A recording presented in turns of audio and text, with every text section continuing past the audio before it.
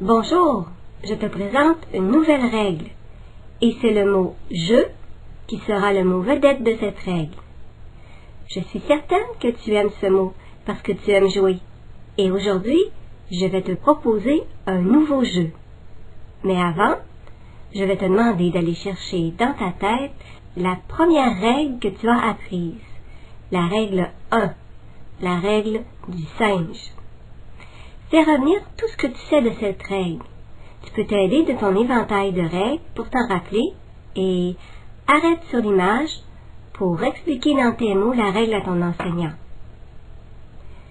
Dans les explications que tu as données à ton enseignant, tu lui as probablement dit que tous les mots qui se terminent par les sons « je » et « j'ai » s'écrivent avec les graphies « G-E » ou « G-E-R ».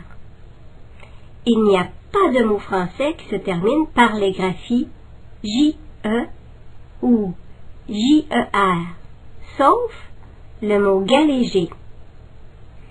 Mais cette règle s'applique pour tous les mots qui se terminent par les sons « je » et « j'ai ». Et il t'arrive parfois d'écrire des mots qui débutent par le son « j » suivi de la lettre « e » ou d'écrire des mots qui contiennent le son « j » suivi de la lettre « e » et qui s'écrivent avec la graphie « j », comme dans les mots que j'ai écrits au tableau. J'ai écrit au tableau presque tous les mots courants qui débutent par le son « j » suivi de la lettre « e » ou qui contiennent le son « j » suivi de la lettre « e ». J'ai bien dit presque tous les mots courants.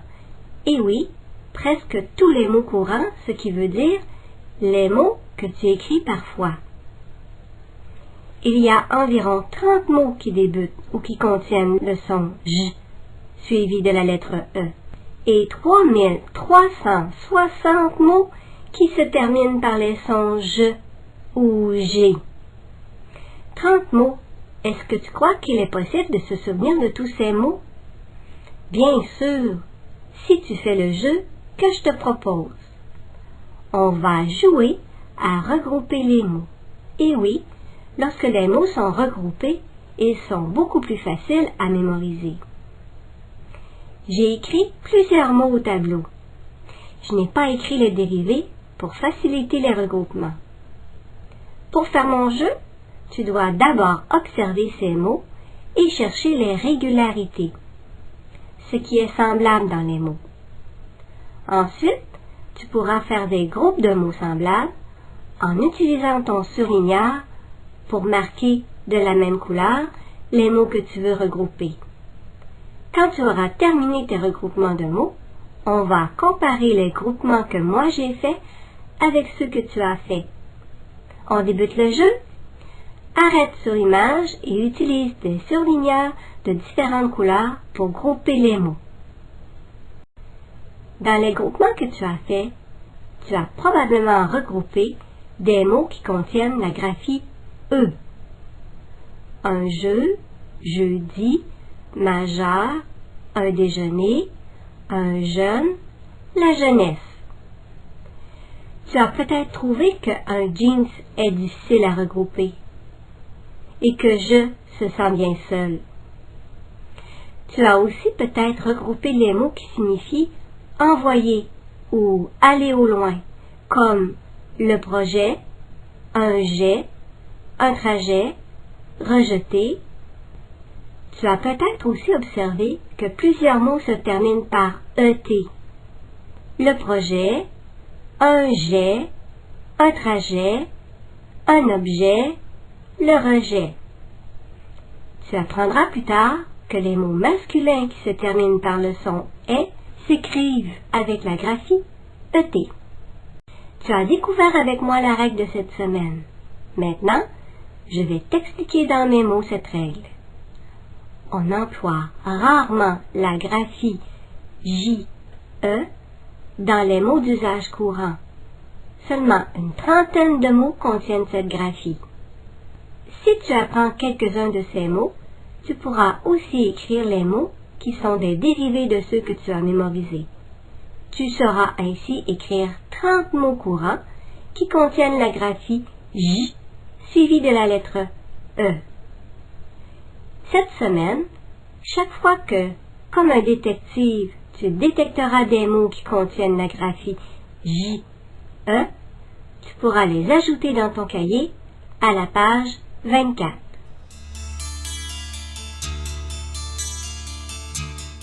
Pour t'aider à apprendre la règle de cette semaine, on emploie rarement la graphie J, E dans les mots d'usage courant. Seulement une trentaine de mots contiennent cette graphie. Je te propose des mots à étudier. Les voici. Lis avec moi les verbes dans l'encadré. Ces mots qui expriment l'action de lancer ou de pousser, qui se terminent par la graphie ER lorsqu'ils sont au repos, à l'infinitif, puis ces mêmes verbes qui sont actifs et qui sont conjugués à l'imparfait. Jeter, il jetait. Projeter, il projetait. Rejeter, tu rejetais. Avec tu, toujours un S, sauf tu peux, tu veux, tu vaux. Éjecter, elle éjectait. Dans les mots que je te propose, il y a de petites difficultés. La graphie ET dans un projet, un objet, le rejet, le sujet. Et la graphie EU dans la jeunesse, rajeunir, un déjeuner et un jeune. Lorsque tu prononces ces mots, tu entends « je ». Mais lorsque tu les écris, il faut exagérer la prononciation. Lis avec moi ces mots en exagérant la prononciation. La, je, naisse. Ra, je, nir. Un, des, je, né. Un, je, ne. Pour les mots un projet, un objet, le rejet, le sujet, tu sais qu'on emploie la graphie ET dans environ 440 noms masculins qui se terminent par le son « est ». Maintenant, nous allons faire des jeux avec tes mots à l'étude cette semaine. Les mots qui sont à la page 24 de ton cahier. Je te propose 2 jeux. Le premier jeu, inventer des phrases sérieuses ou farfelues dans lesquelles tu écriras le plus de mots possible contenant la graphie J suivie de la lettre E. Comme cette phrase.